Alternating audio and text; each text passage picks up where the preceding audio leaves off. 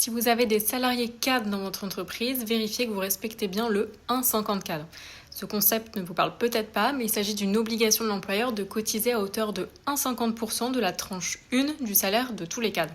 Concrètement, l'entreprise va mettre en place un contrat de prévoyance au profit des cadres et le contrat va devoir prévoir au minimum une garantie d'essai. Mais plus globalement, ça va permettre de couvrir en partie le salaire en cas d'arrêt de travail ou encore l'invalidité d'un salarié. L'employeur va aussi pouvoir prévoir une participation salariale, et là ça sera directement prélevé sur le bulletin de salaire du salarié, mais ça ne concerne jamais la part de 1,50% qui, elle, est à la charge exclusive de l'employeur. Que se passe-t-il en cas de non-respect de cette obligation ? Le risque, ça va surtout être en cas de décès d'un salarié, parce que l'employeur va devoir payer un capital aux ayants droit, et ce capital est égal à 3 plafonds sécu.